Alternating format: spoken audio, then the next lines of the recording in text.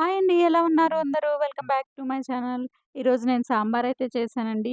మనకి ఏ కూరైనా తిని తిని బోర్ కొడుతుందేమో కానీ, సాంబార్ అన్నం ఎప్పటికీ బోర్ కొట్టదండి. వేడి వేడి అన్నంలో సాంబార్, కాస్త నెయ్యి వేసుకొని తింటే ప్రాణం ఎటో వెళ్ళిపోతుంది కదండీ! సాంబార్ మిగిలిన ఫ్రిడ్జ్‌లో పెట్టుకొని మరుసటి రోజు కూడా వేడి చేసుకొని తినొచ్చు. నేనైతే మిగిలిన సాంబార్‌లో కాస్త బెల్లం వేసి కాచి మరుసటి రోజు ఉదయం టిఫిన్‌లో సైడ్ డిష్‌గా వాడతానండి. ఇలా కూడా మనం యూజ్ చేసుకోవచ్చు. ఇడ్లీ, దోస, వడలతో తింటే చాలా రుచిగా ఉంటుందనమాట. మనం మళ్ళీ వేడి చేసుకొని యూజ్ చేసుకుంటే చాలా టేస్టీగా కూడా ఉంటుంది. పప్పుచారు లేదా సాంబార్‌ను ఒక్కొక్కరు ఒక్కో విధంగా తయారు చేస్తారండి. కొందరు కూరగాయలు నీళ్ళల్లో వేరుగా ఉడికించి తర్వాత పప్పులో కలుపుతారు. నేను మొదట్లో రకరకాల ట్రై చేసి చివరికి ఈ పద్ధతికి స్టిక్ అయ్యాననమాట.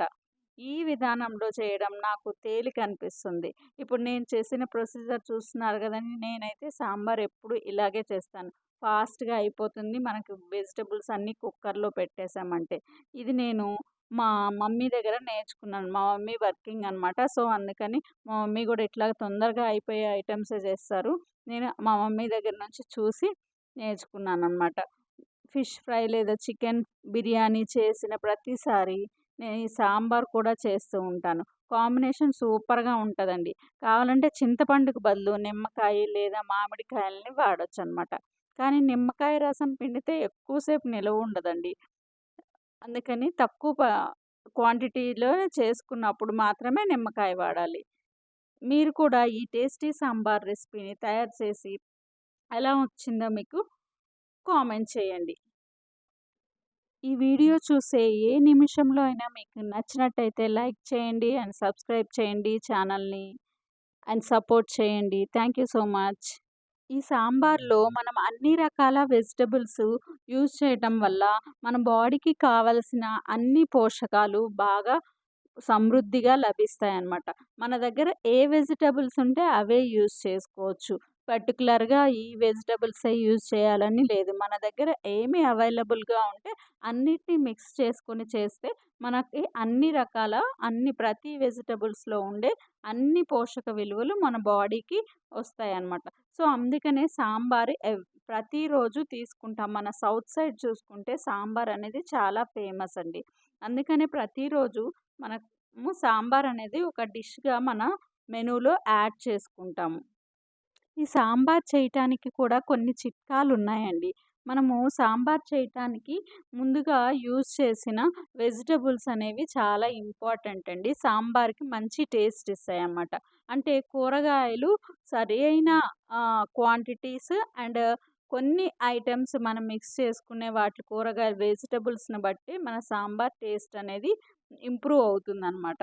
మీకు నచ్చిన కూరగాయలను ఉపయోగించుకోవచ్చు. బెండకాయి, పొట్లకాయ, దోసకాయ వంటి కూరగాయల్ని యూజ్ చేసుకోవచ్చు. వాటి కాంబినేషన్స్ కొన్ని కాంబినేషన్స్‌తో చేసినప్పుడు మనకి సాంబార్ అనేది మంచి టేస్ట్ ఇస్తుంది. బెండకాయ, క్యారెట్, పొ బ్రింజాల్ ఒకటి, దోసకాయి, ములక్కాయి ఇవన్నీ వేసినప్పుడు సాంబార్ అనేది మంచి టేస్ట్ వస్తుందనమాట.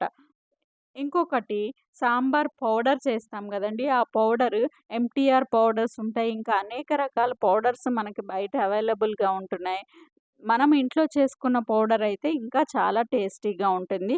అది సెకండ్‌గా మనం దాన్ని కన్సిడర్ చేయాలి. మంచి టేస్టీ సాంబార్ రావాలి అంటే. మూడో చిట్కా వచ్చేసి ముందుగా కూరగాయలను ఉడికించినప్పుడు దాంట్లో వచ్చే అన్ని వెజిటబుల్ స్టాక్ ఉంటుంది గదండీ! ఆ స్టాక్ వల్ల మనకి సాంబార్ అనేది మంచి టేస్ట్ వస్తుందనమాట. అంటే కూరగాయలు మెత్తగా ఉడికిస్తాం గదండీ! దాని ద్వారా వచ్చిన వాటర్ అనేది మనకి సాంబార్‌లోకి మంచి టేస్ట్‌ననేది ఇస్తుంది.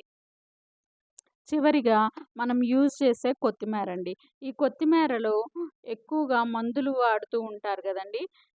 అవి లేకుండా మంచిగా వాష్ చేయాలి. కొత్తిమీరని తీసుకున్నప్పుడు వాష్ చేసుకోవాలి. దీంట్లో గూడా 2 వెరైటీస్ కొత్తిమీరలున్నాయి. నాటు కొత్తిమీర, ఇంకొకటి ఫ్లవర్స్ వస్తుంది. ఇట్లా వాటిలో మంచిది సెలెక్ట్ చేసుకొని, మంచిగా స్మెల్ వస్తుందో లేదో చూసుకొని, దాన్ని బాగా సన్నగా కట్ చేసుకొని లాస్ట్‌లో సాంబార్‌కి యాడ్ చేసుకుంటే సాంబార్ అనేది చాలా మంచి టేస్ట్ వస్తుందండి. ఈ ఆంధ్ర, కర్ణాటకలో చేసే సాంబారు, తమిళనాడు సాంబారు చాలా బావుంటుంది. ఆ టైప్ ఆఫ్ టేస్ట్ వస్తుందనమాట మనకి. స్ ఇది లాస్ట్ టిప్ అండి. మీకు నచ్చినట్టయితే లైక్ చేయండి అండ్ సబ్స్క్రైబ్ చేయండి ఛానల్‌ని. Thank you so much for watching till end.